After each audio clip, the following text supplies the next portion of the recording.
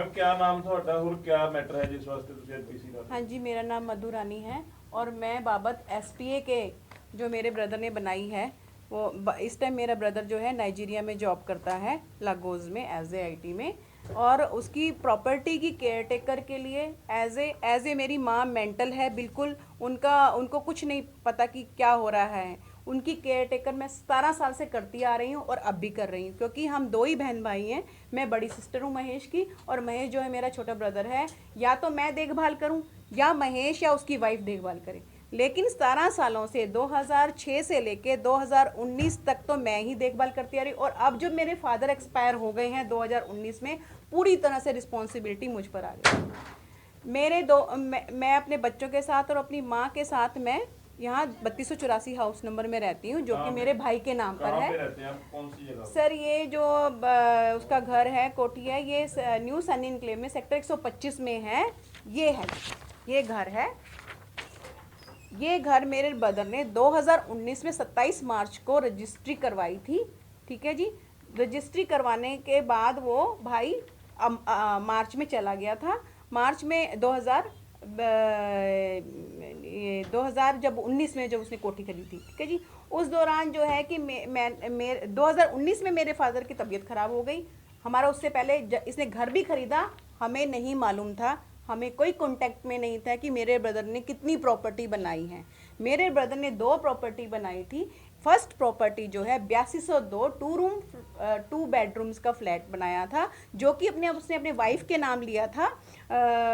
जो पेमेंट्स हैं जो मेरे ब्रदर ने दी, क्योंकि पवित्र जी शर्मा ना तो वहाँ कोई जॉब करती थी, ना तो वहाँ पे कोई उसका योगदान था, और ना उसके फादर ने कोई किसी ने कुछ खर्चा ये फ्लैट की पेमेंट दी। और अगर वो कहती है कि ये कहती है कि ये फ्लैट मेरा है, ये मेरे पेरेंट्स ने लेके दिया है, पेरेंट्स ने लेकर दिया, तो आप उसकी स्टेटमेंट दिखाओ, कोई एविडेंस दिखाओ। बिना एविडेंस के वो बार बार ऐसे बोलती है कि भाई ये फ्लैट मेरा है। लेकिन ये फ्लैट की पेमेंट्स जो मेरे पास सारे कागज़ हैं, बयाना से लेके 2006 से लेके सर 2017 तक एटीएम कार्ड मेरे ब्रदर का एचडीएफसी बैंक का इसी फैमिली के पास था। ब्रदर मेरा जॉब करता था, उसकी एब्सेंट में ये कार्ड यूज़ करते थे इंस्टॉलमेंट के तौर पे, क्योंकि 12 लाख जो है मेरे ब्रदर ने जो फ्लैट का 8202 का है, बाय चेक और by hand 6 lakh, total 12 lakh देकर गया था बयाना के टाइम। और उसके बाद जो बाकी का 12 लाख है वो इंस्टॉलमेंट वाइज पैसा गया है, जिसका मैं कागज़ मैं आपको दिखा दूंगी। एचडीएफसी बैंक में पड़े हैं मेरे पास। आपकी फैमिली में कौन कौन है और आप मैरिड मेरी हैं? फैमिली में मैं मैरिड हूँ सर, मेरे 2 बेटे हैं। बट मेरे को मैं शुरू से ही अपने मम्मी पापा को दिल्ली रहती थी, रेंट पे रहती थी, और मेरे मम्मी पापा मेरे पास ही रहते थे। ठीक है जी। चलो कोई बात नहीं, जो भी है, मेरे मम्मी पापा ज़्यादा मेरे पास रहे हैं, क्योंकि उनकी देखभाल करने वाला कोई नहीं था। फिर वो पापा के एक्सपायर होने पे भाई हमें चंडीगढ़ ले आया, क्योंकि वो कहता है कि भाई मैं अब केयर करूँगा। पापा सब रिश्तेदारों ने बोला कि भाई मम्मी को कौन देखेगा, तेरी सिस्टर ही देखती आ रही है, अब कैसे क्या करना है। लेकिन और ये लड़की मेरे पिताजी के मरने पर भी नहीं आई। ये 5 जनवरी को भाग गई लड़की, बिना बताए मेरे भाई ਇਹ को। ਲੜਕੀ ਦਾ ਤੁਹਾਡੇ ਭਰਾ ਦੇ ਨਾਲ ਕਿਵੇਂ ਮੇਲ ਹੋਇਆ ਤੇ ਕਿਵੇਂ ਇਹਨਾਂ ਦੀ ਮੈਰਿਜ ਹੋਈ ਹੈ? ਇਹ ਸਰ ਇਹਨਾਂ ਦਾ ਉਦੋਂ 90 मेरे ख्याल 2000 में, उस टाइम कंप्यूटर पे नई नई चैट चली थी। 2000 कौन से 2000 मैं आईटी रिलेटेड काम करता हूँ। मेरा अपना कैफे था, मैं वहाँ पे कैफे में एज एक अपने पार्टनर से काम करता था। तो मैं वहाँ पे अपना एक कैफे में अपने ऑनलाइन कुछ मैं काम चेक कर रहा था, तो हम लोग एक चैट साइट पे मिले थे वहाँ पे। तो वहाँ पे हम मिलते मिलते हमारी मुलाकात बढ़ गई। उसके बाद हमारी जो थी फिर जो लव मैरिज हमारी होगी 2003 में। लव मैरिज होने के बाद 2003 से लेकर 2005 तक रिम्पी जो मेरी वाइफ है उनको चंडीगढ़ लेके आ गए थे, वो पीजी रहती थी वहाँ पे। 2005 में फिर हमने सोशली गैदरिंग करके मैरिज डिक्लेयर कर दी कि मैरिज हो गई है। फिर मैं उसके बाद नाइजीरिया आ गया एज आईटी मैनेजर। मैंने यहाँ पे मैं 2005 दिसंबर से जॉब कर रहा हूँ कंटिन्यूसली, और मैं सिंगल हैंडेड अर्न कर रहा हूँ जो भी मैंने आज तक कमाया है। I have full evidence for my statement. जो भी मैंने प्रॉपर्टीज आज तक बनाई है, I have made from my hard and money. मैंने अपनी सैलरी से तो कुछ दो प्रॉपर्टी बनाई है, जो भी ज्वेलरी बनाई है, जो सब कुछ बनाया है मैंने अपनी सैलरी से बनाया। मैंने आज तक कभी किसी से कोई पैसा नहीं लिया। अब ये मुझे क्लेम करती है, ये मेरे एक्यूज करती है कि मैंने इनसे कुछ ऐसा पैसा लिया है या मैंने कुछ इनसे कुछ भी हेल्प लिया है, ऐसा कुछ भी नहीं है जो एविडेंटली दे सकते हैं। इनफैक्ट जो मैंने ज्वेलरी बनाई थी, जो भी मैंने इसके खरीदा पास था, है इनके अकाउंट में, इनके लॉकर में इन्होंने अपने पास रखा हुआ, अपनी कस्टडी में, वो दे डेली भी रेट। नहीं रहे हैं। इनको मैंने आज तक 17 साल तक मैंने इनको फुल सपोर्ट करी है, बड़ा बेटा बनकर, पर मुझे नहीं पता था मुझे बैक स्टैप कर रहे हैं। इन्होंने मुझे इतना बैक स्टैप किया है कि अगर आप रिकॉर्डिंग सुनाएंगे तो आपको समझ में आ जाएगा क्या हुआ है कि मेरे ही पीछे यहाँ पे लड़की अडल्ट्री में इन्वॉल्व हो गई है, मल्टीपल एक्स्ट्रा मैरिटल अफेयर में इन्वॉल्व हो गई है। वहां पर उसका ब्रदर पीछे से जो जॉब नहीं करता है, 30 साल का है, वो जॉब नहीं करता है, मेरे पैसों पे जाकर बाहर होटलों में याशी करता है, पैसे उड़ाता है। और जितना भी इनका कभी इनको जो भी खर्चे आज तक जरूरत पड़ी है, कभी फादर का इलाज कराना है, कभी मदर का, सब भी मैंने इनकी सपोर्ट की है। कभी उनको दुबई घुमाया है मैंने, उनको गोवा में घुमाया है। मैं खुद जबकि हार्ट पेशेंट हूँ, मेरे को खुद स्टंट लग गया है, बावजूद उसके मैंने कभी भी उनको शिकायत नहीं की। अब जब मैंने देखा, मैंने पकड़ लिया ड्यूरिंग लॉकडाउन की ये सब गड़बड़ हो रही है, बिकॉज आजकल घर पे हम रहते थे लॉकडाउन में, तो उसमें मुझे समझ में आया कि मेरी वाइफ कहीं गलत से जा चुकी है। मैंने उसको बोला भी, उससे समझा नहीं। फिर मैंने चुप क्या किया, मैंने कहा मैं इंडिया आया, मेरी मॉम का ऑपरेशन ड्यू था, उनकी आंखों का, उनकी आंखों में कैटरेक्ट था। मैंने उनका ऑपरेशन करवाया, मैंने आया, मैंने आराम से चंडीगढ़ में जाके एक आराम से एक म्यूचुअल बेस पे मैंने डिवोर्स केस डाल दिया। और मैंने लड़की को, अपनी वाइफ को और उसके पेरेंट्स को इन्फॉर्म किया कि मैं ये मैंने ये किया है, क्योंकि हम डिवोर्स में अब ये रिलेशनशिप जा सकती नहीं है, हमें डिवोर्स लेना पड़ेगा, बहुत हो गया। क्योंकि ना ये मेरे फादर के मरने पे आई है, ये किसी और के साथ रह भी रही थी यहाँ पे। ये इसने क्या किया था नाइजीरिया में भी, ये बहाना मार करके मैं दोस्त के घर जा रही हूँ, ये कहीं किसी और लड़के के साथ जाके चोरी रह चोरी रही, जो झूठ कि एक बोलते मुस्लिम चले। लड़का है, जो मैंने पाया गया। तो उसके बावजूद में मैंने इनको प्यार से बोला कि ये सब चीजें मत कीजिए मेरे साथ, मैं हमारा रिश्ता बन सकता नहीं है, तो हमें मुझे डिवोर्स चाहिए। तो इन्होंने क्या किया, ठीक है, लड़की ने कहा मैं आती हूँ, जो भी हम कहा म्यूचुअली करेंगे, मुझे कोई वो नहीं चाहिए, मुझे कोई प्रॉब्लम नहीं क्रिएट करनी है, ना मुझे किसी का घर खराब करना है। हमारे पास कोई रिकॉर्डिंग अवेलेबल भी है। पर वो आती है, आने के बाद जो भी आजकल बोलते हैं ना कि उनका एक सिस्टम है लड़कियों का कि अभी फॉल्स एक्यूज करना, फॉल्स कंप्लेंट डालना, उसने स्टार्ट कर दिया। पहली कंप्लेंट उसने मेरे खिलाफ डाली एनआरआई में, जो झूठी साबित हुई, उसके मेरे पास एविडेंस है। फिर एनआरआई ने मेरी कंप्लेंट पे एक पूरी इंक्वायरी बिठाई। पूरा उन्होंने 8-10 महीने इंक्वायरी करने के बाद जब पाया कि लड़की ने सच में बहुत बुरा किया है, सारे एविडेंस है, तो उन्होंने एफआईआर उस पर कर दी, उसके, उसकी मम्मी पे, उसके भाई पे, और डीए लीगल की एडवाइजर से। 406 एंड 120 उसके बाद भी लड़की, उसके उसी बीच में लड़की ने क्या किया, जो फ्लैट मैंने खरीदा था, मेरे पोजीशन में था, मेरे पास एविडेंस भी है, उसने उसका ताला तोड़ दिया। उसने ताला तोड़ करके उसका झूठा इल्जाम मेरी सिस्टर में डाल दिया कि मेरी सिस्टर ने ताला तोड़ा, उसकी एफआईआर करा दी है। और उस एफआईआर को अगर देखेंगे, चेक करेंगे, उसमें काफी लोग इन्वॉल्व है एविडेंटली। जिस जिस जिस जिस ताला तोड़ने का केस अगर ऑलरेडी केस अदालत में चल रहा था कोर्ट में, उसके होते हुए पुलिस ने क्या किया, मेरी सिस्टर की एफआईआर कर दी। वो मैटर उनको जब अदालत में चल रहा था तो उसमें देना चाहिए था। अगेन उन्होंने फिर से एक और झूठी एफआईआर करी है, मेरा घर है, मेरी कोठी है, मैं सिक्योरिटी पर्पज से सीसीटीवी लगवा रहा हूँ वहां पे इनको, जबकि एफआईआर के अकॉर्डिंग सबसे टॉप फ्लोर पे। ये मेरे घर में दखल अंदाज नहीं कर सकते। इन्होंने क्या किया, मैं सीसीटीवी लगवा रहा था, मेरे सिस्टर का बेटा और मेरे चाचा जी लगवा रहे थे। इनका भाई ऊपर आता है सेकंड फ्लोर पे, जहाँ पे इनका कोई लेना देना भी नहीं है, ये फर्स्ट फ्लोर पे रहते हैं। उसने आकर के मेरे चाचा जी को मारा, मेरे भांजे को मारा। मारने के बाद उन्होंने क्या किया, खुद के ऊपर अपने जो भी थी चीजें दिखा के कि हमारे पे इन्होंने अटैक किया। इन्होंने पुलिस को झूठी गवाही दी, क्योंकि हमारे का इंडिया में एक सिस्टम है कि शायद लड़कियों को ज्यादा प्रेफरेंस देते सुनने के लिए। लड़की वहाँ अवेलेबल भी थी 72 आवर्स तक, तब तक जबकि। तो उन्होंने आकर के झूठी कंप्लेंट, झूठी एफआईआर फिर से मेरे भांजे पे, मेरी सिस्टर सब पे डाल दी है। हमारे पास उसके भी एविडेंस है। हमारी वहाँ भी नहीं सुनी गई, हमारी किसी भी केस में सुनी नहीं जा रही है। अब क्या है, अभी हमें सुनने में आया, हमें डीएसपी सोहाना से फोन आया, ट्रैफिक एंड वुमेन से, वहाँ से ऑफिस स्टेशन से, कि हमारे खिलाफ एक कंप्लेंट है।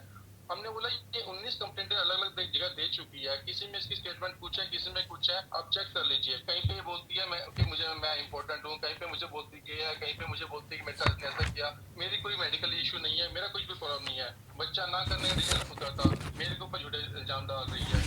ऐसे ही इसने अपने डीएसपी ये नंगल कंप्लेंट डाली है। जहाँ पे हमने सारे एविडेंस दिखा भी दिए हैं, एसएसपी ऑफिस में दिखा दिए, ये लीगल तक को दिखा दिए हैं, पर वो कहते हैं कि उन्होंने हमारी एक भी नहीं सुनी। वो कहते हैं हम तो पर्चा करेंगे। तो हमें मजबूरन होकर ये सब बातें अब यहाँ पर सब कुछ आकर पब्लिकली एक्सपोज करना पड़ रहा है, बिकॉज हमारे कहीं सुनवाई नहीं हो रही है। हम चाहते हैं हमारे साथ न्याय किया जाए, हमें जस्टिस किया जाए जितनी सर एक बात जो 3283 में इनकी एंट्री हुई आपकी वाइफ की, वो किसने करवाई है? सर वो उन्होंने अपने हमारे एनआरआई में है, पुलिस है, लखविंदर सिंह जी हैं, उन्होंने करवाई है। मेरे पास एविडेंस अवेलेबल है कैसे कराई। उन्होंने मुझे इतना गाली गलौज किया, मुझे इतना शर्मसार किया अपने ऑफिस में बिठा करके, इतना मुझे दबाव डाला कि मैं कुछ बोल ही नहीं पाया। इन्होंने मुझे धमकी दी कि तेरे खिलाफ मैं पर्चा कर दूंगा, तेरी 6 महीने तक हाई कोर्ट से बेल नहीं होती है, मैं देखता हूँ कैसे होती है। ऐसे उसने दिलवाया मुझसे, उसने जबरन उसने 1,15,000 का चेक दिलवाया ऊपर जो रसोई बनवाने के लिए, जो कि मंजूर भी नहीं है मेरे नक्शे में। बाहर मेरे घर का आप नक्शा देखिए जाकर, मेरे घर का आप पिक्चर लीजिए, वो घर आपको देखने लगेगा अजूबा बना दिया उन्होंने। आगे सीढ़ियां बना दी हैं, ऊपर गलत किचन बना दिया है, पूरे घर का तहस नहस कर दिया है। और ऊपर से लड़की, हमारे कानून में बोलते लड़की रह सकती है, रिसोर्स शेयर कर सकती है, पर ऐसा तो नहीं कि माँ और भाई को बिठा दे। उन्होंने जबरन उनको बिठा दिया है। उनके 30-30 हजार के बिल आ रहे हैं बिजली के, वो मुझे भरने पड़ रहे हैं। मैं उसके सारे बिल आपको दिखा सकता हूँ। तो लड़की ने कोई पैसे, सुनो सर, मैं सुसाइड करने पे आ गया हूँ। मैंने अपनी एक वीडियो बनाई थी, मैंने घर भेजने के लिए कि मैं इतना परेशान हूँ कि मैं यहाँ पे अकेला हूँ, कि मैं इतना परेशान हो गया कि मैं कभी भी, मेरे घर वाले परेशान है कि हमें मरने तक इन्होंने मजबूर कर दिया कि हम उस पे आ गए हैं। हमारी आखिरी कोशिश है कि हमारी आवाज सुनी जाए और इस चीज को रोका जाए, हमारे साथ न्याय किया जाए। सर को पैसे की डिमांड भी की थी इन लोगों ने आपसे, प्रॉपर्टी और पैसे की। लड़की बोलती है कि मैं ऐसे तब तेरे को छोड़ूंगी, तू मुझे मेरा 50% हिस्सा देगा, मेरे को ये देगा, इसने मेरी माँ का तूने पैसा ले लिया वो दे दे, मेरे पास मेरी ज्वेलरी वो दे दे, सब कुछ। जबकि इनके अकाउंट में, इनका अकाउंट चेक किया जाए, इनके अकाउंट स्टेटमेंट चेक की जाए, जो इन्होंने घर बेचा अपना नंगल में, इनकी सारी पेमेंट है उस अकाउंट में है।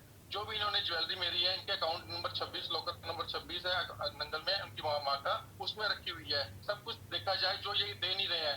एनआरआई पुलिस ने जब इन पे एफआईआर की थी, इनसे फोन मांगे एविडेंस के लिए, इन्होंने फोन नहीं दिए।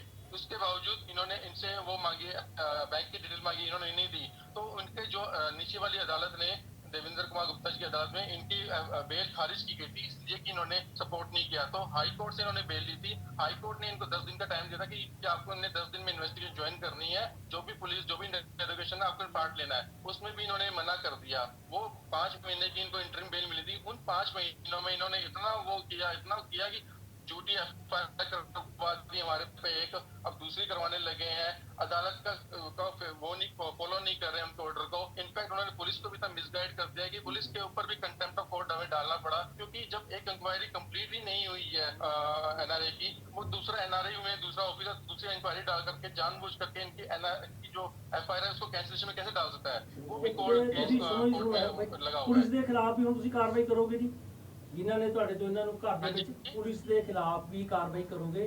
ਲਖਵਿੰਦਰ ਸਿੰਘ ਦੇ ਖਿਲਾਫ ਜਿਹਨੇ ਤੁਹਾਡੇ ਤੋਂ ਪੈਸੇ, हम नहीं, हम डीजीपी से हमारी अपील है, हमारी डीजीपी से अपील है कि हमारी सुनवाई की जाए, सारे एविडेंस देखे जाए हमारे। ਉਹ ਕਹਿ ਰਹੇ ਨੇ ਨਾ ਜੀ ਲਖਵਿੰਦਰ ਨੇ ਜ਼ਬਰਦस्ती ਉਹਨਾਂ ਨੂੰ ਘਰੇ बुलाया, ਨੂੰ ਗਾਲਾਂ ਕੱਢੀਆਂ ਨੇ। ऑफिस में बुलाया उन्होंने, एनआरआई पुलिस स्टेशन। नहीं ਘਰੇ ਬਿਠਾਇਆ ਯਾਰ, ਇਹਦੀ ਭਾਈ बिठाया, हाँ ਬਿਠਾਇਆ ਹੀ ਕਹਿ ਰਹੇ हाँ जी। हमारे पास सारे सबूत कौन सी वाली? है। हमने केस भी डाला हुआ है, फ्लैट का ताला तोड़ने का केस भी हमने अदालत में डाला है। ये वाली हमने डीएसपी और लड़की की फोटो दिखाती हूँ। पुलिस स्टेशन, एक मिनट पकड़ो जरा फोन। चलो ठीक है सर, ठीक है, कोई नहीं, इनसे बात करते आयोग हैं। को भी डाला है सबका। चलो ठीक है, हाँ ये मैं बोलिए। दिखाती हूँ। क्या दिखाओ? ये देखिए, लड़की कंप्लेंट में लिखती है कि मेरे को 15 साल डिप्रेशन में रखा महेश ने, जो ये 498 का पर्चा कर रहे हैं और 476 की धारा, 376 शायद, जो जबरदस्ती करना लड़की से जी। सितंबर में 28-29 सितंबर को फैसला होता है, करवाते हैं एसएचओ साहब, कहते हैं कि भाई आप ऊपर, ये लड़की ऊपर रहेगी, खाली लड़की रहेगी, लड़की की माँ और भाई नहीं। फिर भी वो रह रहे हैं और मंदबुद्धि भाई का फायदा उठा रही है, जहां जाती है मंदबुद्धि भाई को दिखाती है। लेकिन ये प्री प्लान थे, स्टार्टिंग से प्री प्लान थे कि हम कोठी को जब्त कर लेंगे, बच्चा कोई है नहीं है। एक तरफ लड़की नाइजीरिया में अडल्ट्री में जा रही है और दूसरी तरफ जो है माँ और भाई जो है प्रॉपर्टी को ग्रैब करने की साजिश रच रहे हैं, और साजिश इनकी कामयाब रही। ये ऊपर बैठ गए, कोठी पर बैठ गए, वहाँ जो ब्रदर ने जो फ्लैट लेकर दिया था भाभी को, लड़की रिम्पी को, वहां पे भी ताला तोड़ के बैठ गई है वहां पे, जबकि हमारा सारा सामान पड़ा है। बेड वेड सब कुछ जो घर के होम अप्लायंसेस जो भी होते हैं सब रखे हुए हैं। कब्जा आपका था? कब्जा हमारा, पोजेशन हमारे पास था। अभी किसके पास है? अभी वो लड़की ने ताला तोड़कर अक्टूबर में 23 अक्टूबर को ताला उसने तोड़कर वो बैठ गई और 23 अक्टूबर की पर्चा उल्टा मेरे ऊपर करवा दिया। जैसे उसने ताला तोड़ा मैंने केस डाल दिया 782, वो 782 साल इकट्ठा डाला कि हमें कोठी में एक तो स्टे का और एक हमें जो ताला तोड़ दिया उसकी तफ्तीश की जाए भी, ये ताला तोड़ जबरदस्ती से ताला तोड़ लिया। वहाँ पे आपकी कंप्लेंट के ऊपर कोई कार्रवाई की पुलिस ने? जी मैंने केस डाल दिया ना। कंप्लेंट क्या डालूं जब लड़की पूरा झूठ बोल रही है, सब कुछ बोल रही है। मैंने कोर्ट में केस डाल दिया जी। वहाँ पर पूछा गया, वहाँ से बुलाया अभी इनको जिनको देना था नोटिस, उन वहाँ पर कहते हम तफ्तीश करेंगे। तफ्तीश ना करके इस लड़की ने उसी डे पे जिस दिन के खुद ताला तोड़ा उस डे का मैं 1 महीने बाद 26 नवंबर को मेरा पर्चा काट देते हैं और 27 नवंबर को मुझे अरेस्ट कर लेते हैं और सेम डे मुझे ऑफ शूट मुझे बेल मिल जाती है जब मेरा वकील उनको बताता है जज साहब को कि ये डिस्प्यूट मामला है, ऑलरेडी डिवोर्स केस चल रहा है, लड़की अडल्ट्री में है और ये प्रॉपर्टी को ग्रैब कर रहे हैं, षड्यंत्र रच रहे हैं, ये ऑलरेडी चल रहा है जी। ਤੁਸੀਂ ਹੁਣ ਕੀ ਮੰਗ ਕਰਦੇ ਹੋ? मेरी मांग ये है सर, ये जो कंप्लेंट डाली है, ये लड़की ने झूठी कंप्लेंट डाली है कि मेरी ज्वेलरी, मेरे सास ससुर मेरे से ज्वेलरी मांगते हैं, दहेज मांगते हैं, मेरे माँ बाप आए दिन देते रहे और ये लड़की हमसे मिलती रही, जबकि हम 17 साल मैं किसी भी हमारे रिश्तेदार से पूछो, किसी से पूछे, ये लड़की हमसे मिली नहीं जुली नहीं। उसके बावजूद ये कहती मधु मेरी नंद, मेरे फुफड़, जो मेरी बुआ जिसकी 3 बहुएं हैं पोस्ट ग्रेजुएट, वो उनको नहीं तंग करती तो इसको तो मिली ही नहीं। तंग करने की दूर की बात। जब मेरे भाई ने बताया कि मेरे साथ नाइंसाफ़ी हुई है, मैं मरने, उसने ये कहा घर पे आके कि मैं मर जाऊंगा, मैं सुसाइड करने लगा हूँ। वो हमने रोका कि भाई तू एक तो पापा भी नहीं है, पापा भी चले गए, अब तू ऐसे कहते मेरी ज़िंदगी में मुझे कुछ नहीं मिला। ये कहती है कि मेरे भाई को बच्चा नहीं हो सकता। भगवान की दया से मेरे 2 बेटे हैं, पढ़ रहे हैं, हमारे घर में कोई ऐसी जेनेटिक प्रॉब्लम नहीं है और इसके घर में भी बच्चे हैं, इसके घर में भी इसके भी भाई हैं, पवित्र इसके भी 2 भाई हैं। बट प्रॉब्लम क्या है, ये कहता कि हमें फैमिली बनानी चाहिए वहाँ पे नाइजीरिया में। कहती नहीं महेश, मैं तो नहीं बच्चा रख सकती, मैं तो नहीं बच्चा पाल सकती। ओके, नहीं कर सकती। किसी इसके फ्रेंड ने एक लड़की कैरा को अडॉप्ट किया, उसी के भाई को अडॉप्ट करने के लिए बोला। भाई ने लड़की को कहती नो मैं नहीं पाल सकती, मेरे पास टाइम नहीं है। टाइम किस चीज़ की लेनी है? किट्टी से फुर्सत मिले।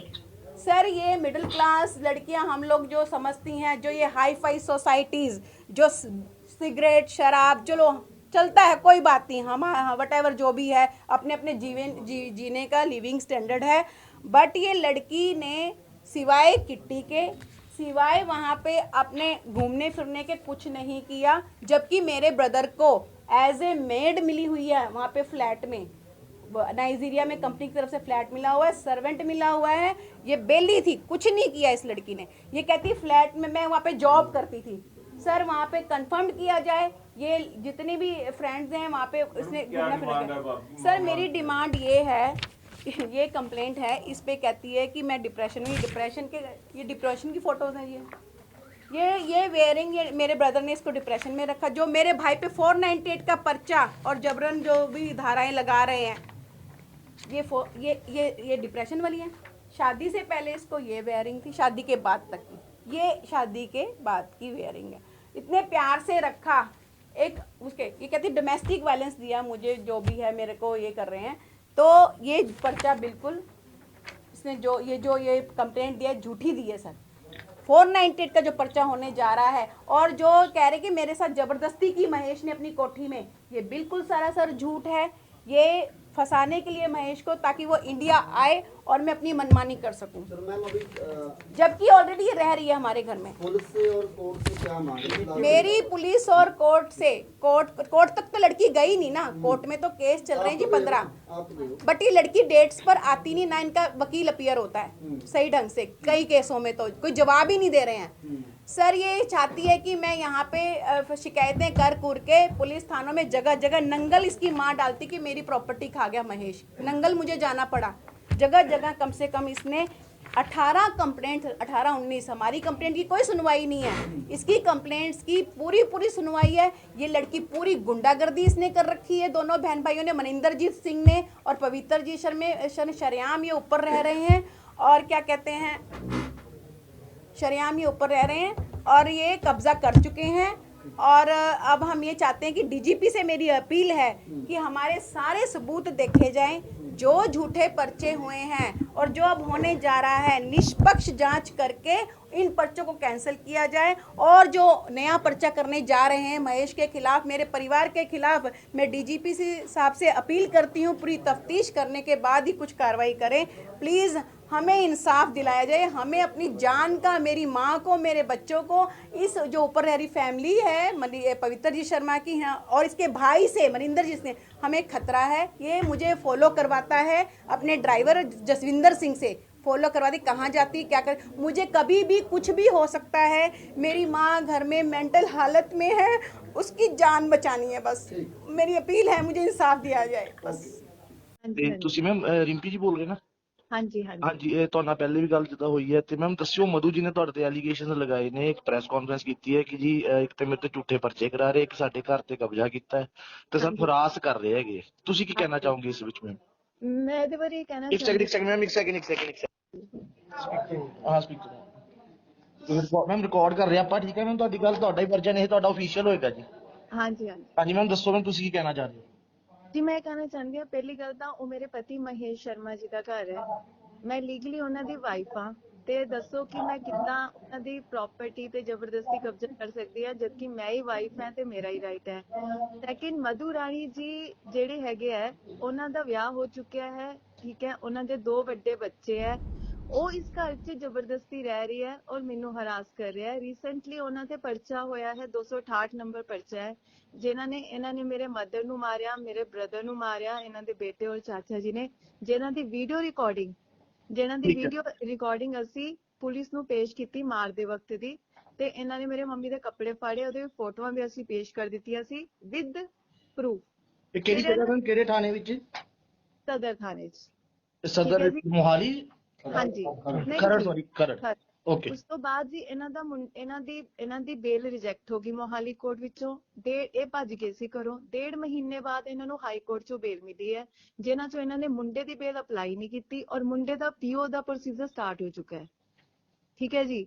ਅਗਰ ਪਰਚਾ ਝੂਠਾ ਹੁੰਦਾ, ਤੁਸੀਂ ਦੱਸੋ, ਵਿਦਆਊਟ ਪ੍ਰੂਫ ਪੁਲਿਸ ਕਿੱਦਾਂ ਮੁਕੱਦਮਾ ਦਰਜ ਕਰੇਗੀ? ਅਸੀਂ ਸਾਰੇ ਸਬੂਤ ਪੇਸ਼ ਕਰਤੇ ਆ। ਫਿਰ ਇਹਨਾਂ ਨੇ ਆਪਣੇ ਮੁੰਡੇ ਦਾ, ਮੈਂ ਜਦੋਂ ਐਂਬੂਲੈਂਸ ਆਈ, ਮੈਂ out of station C, CCTV camera the Puri footage ਅਸੀਂ ਪੁਲਿਸ ਨੂੰ ਦੇ ਚੁੱਕੇ ਹਾਂ।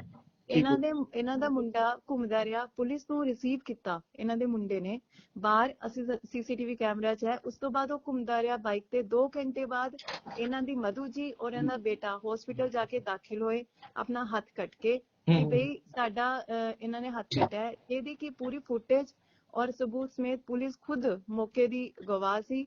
ਇਹਨਾਂ ਨੇ 156 ਦਾ ਪਾਇਆ, ਉਹਦੀ ਵੀ ਅਸੀਂ ਰਿਪੋਰਟ ਪੇਸ਼ ਕਰ ਚੁੱਕੇ ਹਾਂ ਪੁਲਿਸ ਵਿਦ ਪ੍ਰੂਫ, ਠੀਕ ਹੈ ਜੀ। ਸੈਕਿੰਡ, ਇਹਨਾਂ ਦੇ 258 ਨੰਬਰ FIR ਦਰਜ ਹੋਈ ਸੀ, ਜਿਹਦਾ ਚਲਾਨ ਪੇਸ਼ ਹੋ ਚੁੱਕਿਆ ਆਲਰੇਡੀ। ਉਸੇ ਚਲਾਨ ਦੇ ਵਿੱਚ ਇਹਨਾਂ ਨੇ, ਮੇਰਾ ਫਲੈਟ ਮੇਰੇ ਨਾਮ ਤੇ ਹੈ, ਠੀਕ ਹੈ, ਮੇਰੀ ਰਜਿਸਟਰੀ ਹੈ, ਮੇਰੇ ਤੇ ਫਰਦ ਹੈ, ਠੀਕ ਹੈ ਜੀ, ਸਭ ਕੁਝ ਮੇਰੇ ਨਾਮ ਤੇ ਹੈ। ਇਹਨਾਂ ਨੇ ਉਹਨੂੰ ਕਿਰਾਏ, ਸੌਰੀ, ਪੇਮੈਂਟ ਕਿਹਨੇ ਕੀਤੀ ਸੀ ਜਿਹੜਾ ਤੁਹਾਡੇ ਨਾਮ ਹੈ ਮਕਾਨ ਦੀ? ਉਹਦੇ ਮੇਰੇ ਫਾਦਰ ਜੀ ਨੇ ਰਜਿਸਟਰੀ ਕਰਵਾਈ ਜੀ। ਪੇਮੈਂਟ ਕਿੱਥੋਂ ਗਈ ਹੋਈ ਹੈ? ਦੇਖੋ ਜੀ, ਮੈਂ ਉਹਨਾਂ ਦੀ ਲੀਗਲੀ ਵਾਈਫ ਹੈ, ਫਲੈਟ ਮੇਰੇ ਨਾਮ ਤੇ ਹੈ, ਪੇਮੈਂਟ ਕਿਹਨੇ ਕੀਤੀ ਇਹ ਮਾਇਨੇ ਨਹੀਂ ਰੱਖਦਾ, ਮਾਇਨੇ ਇਹ ਰੱਖਦਾ ਹੈ ਕਿ ਫਲੈਟ ਕਿਹਦੇ ਨਾਮ ਤੇ ਹੈ, ਰਾਈਟ। ਮੇਰੇ ਹਾਈ ਕੋਰਟ ਨੇ ਇਹਨਾਂ ਦੇ ਡਿਸਮਿਸ ਕਰਤਾ ਸੀ ਫਰਸਟ ਅਪੀਅਰੈਂਸ ਵਿਦਆਊਟ ਨੋਟਿਸ। ਇਹਨਾਂ ਨੂੰ ਸਟੇ ਆਰਡਰ ਨਹੀਂ ਮਿਲਿਆ, ਇਹਨਾਂ ਨੇ ਕੋਰਟ ਵਿੱਚ ਸਟੇ ਆਰਡਰ ਨਹੀਂ ਗਿਆ। ਤੁਸੀਂ ਇਹ ਤੋਂ ਸਮਝ ਲਓ ਕਿ ਇਹਦਾ ਮਤਲਬ ਕਿਆ ਹੈ ਕਿ ਅਗਰ ਮੇਰੇ ਨਾਮ ਤੇ ਫਲੈਟ ਹੈ, ਮੇਰੀ ਨਨਦ ਮੇਰੇ ਨਾਮ ਤੇ ਫਲੈਟ ਹੈ, ਉੱਥੇ ਕੌਣ ਰਹਿ ਰਿਹਾ ਜਿੱਥੇ ਹੁਣ ਤੁਹਾਡੇ ਨਾਮ ਜਿਹੜਾ ਮਕਾਨ ਹੈ ਜੀ? ਹਾਂਜੀ, ਉਹ ਮੈਂ ਰੈਂਟ ਤੇ ਦਿੱਤਾ ਹੋਇਆ, ਉਹਦਾ ਪੋਜੀਸ਼ਨ ਮੇਰੇ ਪਾਸ ਹੈ। ਤੁਸੀਂ ਰੈਂਟ ਤੇ ਦੇ ਕੇ ਤੇ ਇਹਨੇ ਜਿਹੜੇ ਮਹੇਸ਼ ਵਾਲੇ ਮਕਾਨ 'ਚ ਰਹਿ ਰਹੇ ਹੋ ਜੀ?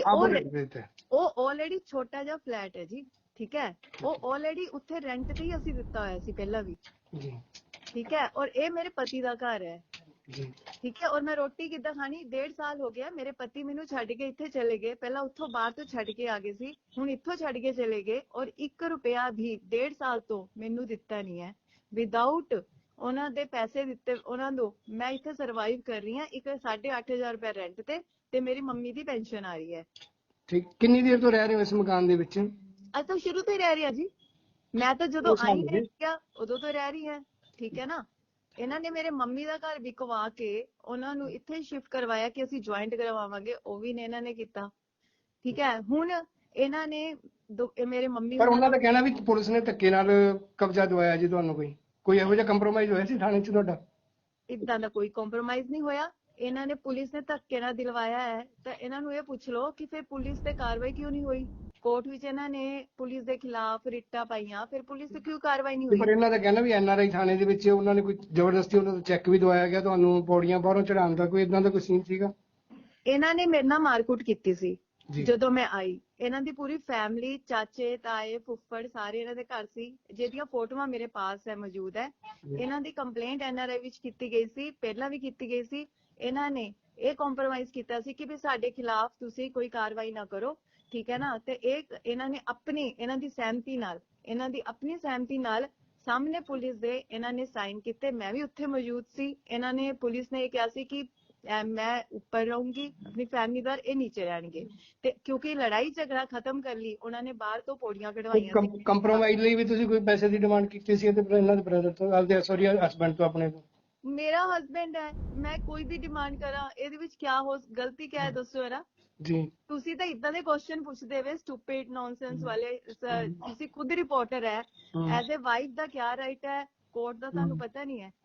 ਫਸਟ ਆਫ ਆਲ ਕਿ ਮੇਰੇ ਪਾਸ ਕਿਚਨ ਬਣਾਉਣ ਲਈ ਪੈਸੇ ਨਹੀਂ ਸੀ, ਠੀਕ ਹੈ ਜੀ। ਫਿਰ ਪੁਲਿਸ ਨੇ ਇਹਨਾਂ ਨਾਲ ਗੱਲ ਕੀਤੀ, ਇਹਨਾਂ ਦੀ ਸਹਿਮਤੀ ਨਾਲ ਅੱਧਾ ਪੈਸੇ ਇਹਨਾਂ ਦਿੱਤੇ, ਅੱਧੇ ਅਸੀਂ ਦਿੱਤੇ। ਔਰ ਅਗਰ ਧੱਕੇ ਨਾ ਉਸ ਵੇਲੇ ਪਵਿੱਤਰ ਜੀ ਮੇਰਾ ਸਟੂਪਿਡ ਸਵਾਲ ਨਹੀਂ ਹੈ, ਤੁਹਾਡੇ ਹਸਬੰਡ ਦਾ ਇਲਜ਼ਾਮ ਲਾ ਰਹੇ, ਮੇਰਾ ਸਵਾਲ ਨਹੀਂ ਹੈ ਜਿਹੜਾ ਤੁਸੀਂ ਮੈਨੂੰ ਕਹਿ ਰਹੇ ਹੋ ਸਟੂਪਿਡ।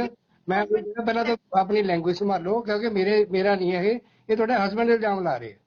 ਤੁਸੀਂ ਮੇਰੇ ਹਸਬੰਡ ਦੇ ਇਲਜ਼ਾਮ ਲਾ ਰਹੇ, ਲੇਕਿਨ ਸਰ ਤੁਸੀਂ ਪੁੱਛ ਰਹੇ ਹੋ ਨਾ। ਹਾਂ, ਮੈਂ ਇਸ ਕਰਕੇ ਪੁੱਛ ਰਿਹਾ ਨਾ, ਇਲਜ਼ਾਮ ਲੱਗੇ ਤੁਹਾਡੇ ਤੇ, ਮੈਂ ਤਾਂ ਪੁੱਛ ਰਿਹਾ ਤੁਹਾਨੂੰ ਜੀ। ਹਾਂਜੀ, ਤੁਸੀਂ ਮੇਰੀ ਗੱਲ ਸੁਣੋ, ਮੈਂ 1.5 ਸਾਲ ਤੋਂ ਧੱਕੇ ਖਾ ਰਹੀ ਹਾਂ, ਤੁਹਾਨੂੰ ਇੱਕ ਵੂਮਨ ਦੀ ਹੈਲਪ ਕਰਨੀ ਚਾਹੀਦੀ ਹੈ। ਔਰ ਤੁਸੀਂ ਉਹ ਹਸਬੈਂਡ ਜਿਹੜਾ ਮੈਨੂੰ ਛੱਡ ਕੇ ਚਲਾ ਗਿਆ ਹੈ, ਜਿਹੜਾ ਇੱਥੇ ਆਂਦਾ ਨਹੀਂ ਪਿਆ, ਤੁਸੀਂ ਸਰ ਇਹ ਦੱਸੋ 406 ਵਾਈਫ ਤੇ ਬੰਦਾ ਹੈ ਪਰਚਾ? ਤੁਸੀਂ ਇਹ ਦੱਸ ਦਿਓ, ਚਲੋ ਸਾਰੀਆਂ ਗੱਲਾਂ ਛੱਡ ਦਿਓ, 406 ਦਾ ਪਰਚਾ ਵਾਈਫ ਤੇ ਬੰਦਾ ਹੈ। ਉਹ ਪੁਲਿਸ ਦਾ ਕੰਮ ਹੈ ਜੀ ਦੇਖਣਾ, ਸਾਡੇ ਤੋਂ ਤਾਂ ਹੀ ਤੁਹਾਨੂੰ ਪੁੱਛ ਰਹੇ ਹਾਂ ਜੀ, ਤਾਂ ਹੀ ਤੁਹਾਡਾ ਵਿਊ ਲਿਆ, ਤਾਂ ਹੀ ਤੁਹਾਨੂੰ ਫੋਨ ਕੀਤੇ ਆ। ਇੱਕ ਧਰਦੀ ਨਹੀਂ ਅਸੀਂ ਸੁਣ ਰਹੇ ਸੀ, ਦੋਨਾਂ ਧਿਰਾਂ ਨਹੀਂ ਸੁਣ ਰਹੇ, ਇਸ ਕਰਕੇ ਤੁਹਾਨੂੰ ਫੋਨ ਕੀਤਾ। ਵਿਦ ਪ੍ਰੂਫ ਜੀ, ਮੈਂ ਸਾਰੇ ਪ੍ਰੂਫ ਪੇਸ਼ ਕੀਤੇ। ਇਹਨਾਂ ਨੇ ਬੈਂਕ ਦਾ ਅਕਾਊਂਟ ਸੀਲਡ ਕਰਵਾਇਆ, ਉਹਦੀ ਵੀ ਵੈਰੀਫਿਕੇਸ਼ਨ ਪੁਲਿਸ ਕਰ ਚੁੱਕੀ ਹੈ ਕਿ ਇਹਨਾਂ ਨੇ ਲੋਕਰ ਖੋਲਿਆ, ਇਹਨਾਂ ਨੇ ਸੀਲਡ ਕਰਵਾਇਆ।